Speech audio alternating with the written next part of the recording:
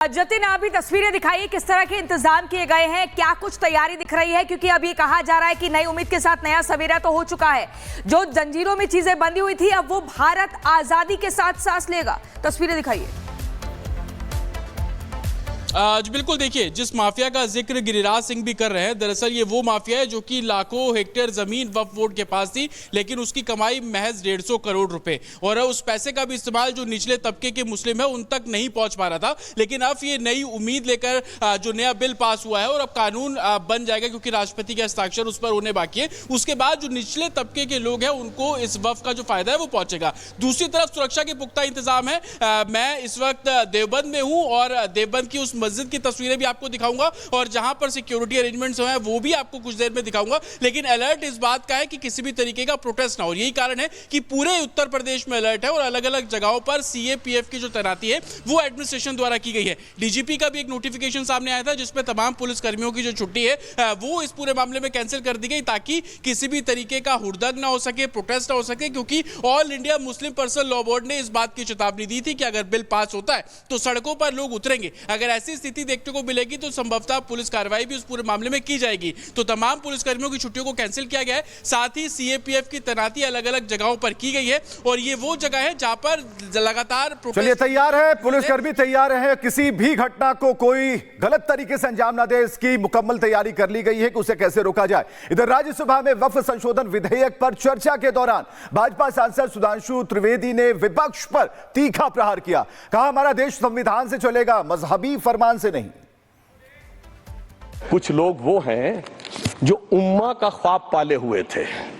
उम्मा शायद हमारे बहुत से लोग समझते हो ना समझते हो, पूरी एक एंटायर जो इस्लामिक खलीफत और राज होता है उसको उम्मा कहते हैं। उम्मीद वालों को तो उम्मीद की नई रोशनी दिख रही है, उम्मा वालों की उम्मीद पे पानी फिर रहा है। मगर सभापति महोदय, ये अल्पसंख्यकों की बात करने वाले जब अल्पसंख्यक की बात आती तराजू पे तोलते हैं, किसका वेट ज्यादा है, किसकी धमक ज्यादा है, किसकी खनक ज्यादा है, फिर तय करते हैं कि माइनॉरिटी के साथ आना है, किस माइनॉरिटी के साथ नहीं आना है। तमिलनाडु के तिरुचेरी मंदिर की बात आई, यमुनानगर में गुरुद्वारे की बात आई, केरल में क्रिश्चियन कम्युनिटी की जमीन की बात आई।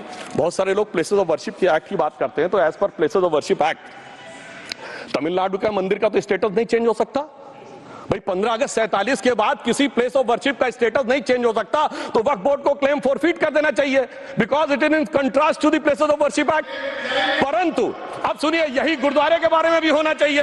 मगर सभापति महोदय, चाहे वक्फ बोर्ड का एक्ट हो, चाहे प्लेसेस ऑफ वर्शिप एक्ट हो, एक ही को फायदा होना है, जिसे कहावत में कहते हैं खरबूजा छुरी पर गिरे या छुरी खरबूजे पे गिरे, आखिर में कटना भगवे रंग के खरबूजे को ही होता है।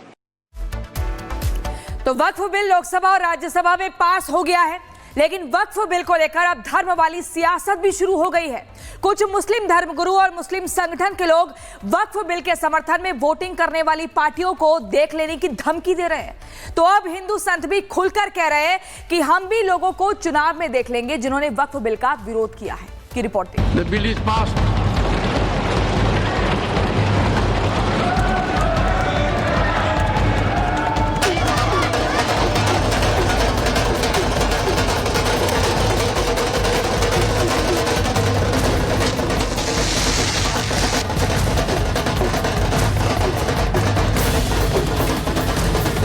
कुछ ही दिनों में राष्ट्रपति की मंजूरी मिलते ही वक्फ संशोधन विधेयक कानून बन जाएगा, जिसके बाद ये बिल कानून के रूप में वक्फ की संपत्तियों पर लागू होगा। हालांकि वक्फ बिल कानून का रूप ले पाता उससे पहले ही देश की सियासत में वक्फ बिल के साइड इफेक्ट अभी से दिखने लगे हैं। कुछ मुस्लिम संगठन के लोग मुसलमानों से अपील कर रहे हैं कि उन पार्टियों को पहचान लो जिन्होंने वक्फ संशोधन बिल का समर्थन किया है। तो कुछ मौलाना और मुस्लिम संगठन के जवाब में प्रसिद्ध कथावाचक देवकीनंदन ठाकुर ने भी सनातनियों से अपील की है कि वो इन पार्टियों को अच्छे से पहचान लें जो संसद में वक्फ बिल के विरोध में खड़े हैं और वोटिंग कर रहे हैं। जिन लोगों पर मुस्लिम तंजीमों को उम्मीद थी वो बेनकाब हो चुके हैं। जेडीयू, तेलुगु देशम पार्टी,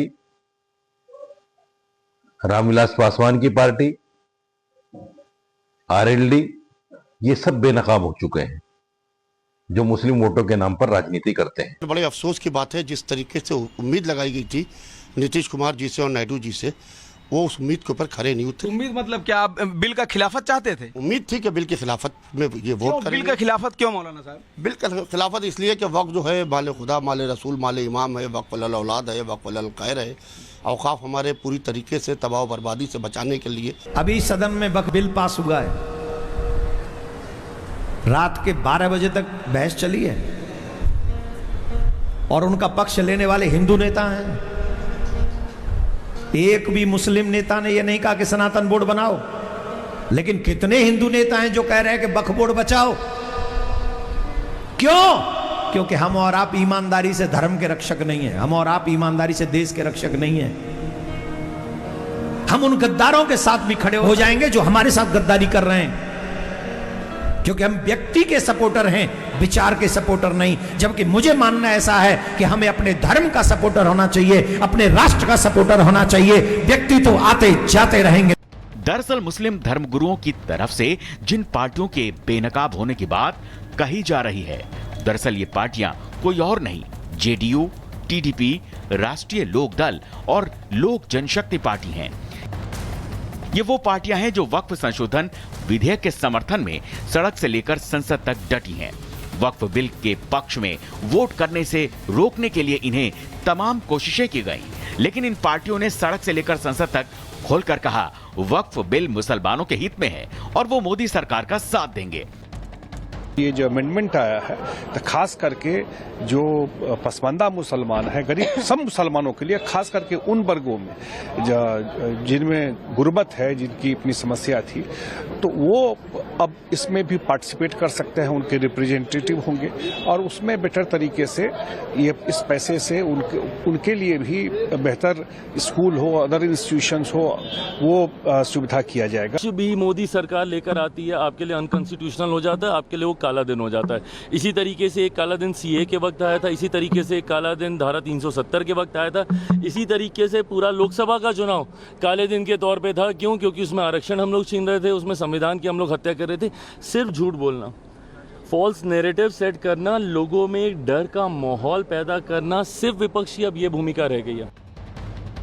जबकि कांग्रेस, सपा, लालू यादव की पार्टी आरजेडी, ममता बनर्जी की पार्टी टीएमसी, डीएमके, एआईएमआईएम, आम आदमी और नेशनल कॉन्फ्रेंस ने खोलकर वक्फ संशोधन विधेयक के खिलाफ लोकसभा और राज्यसभा में वोटिंग की। सबसे बड़ी बात यह है कि नीतीश कुमार और चंद्रबाबू नायडू को चुनाव में देख लेने की धमकी क्यों दी जा रही है, इसके पीछे की वजह समझ लीजिए। दरअसल बिहार में 2025 में विधानसभा का चुनाव होना है, जबकि 18% वोट बैंक मुस्लिम है और इसी 18% वोट बैंक की धौंस दिखाकर नीतीश कुमार को मुस्लिम वोट बैंक के खिसकने का डर दिखाया जा रहा है। बात यूपी की करें तो यूपी में 2 साल बाद 2027 में विधानसभा चुनाव होने हैं। यूपी में हर 5 में से 1 वोट मुस्लिम है और इसलिए जब वक्फ संशोधन बिल लाया गया तो अखिलेश यादव मुस्लिम वोट बैंक की चाहत में वक्फ बिल के विरोध में डटे रहे।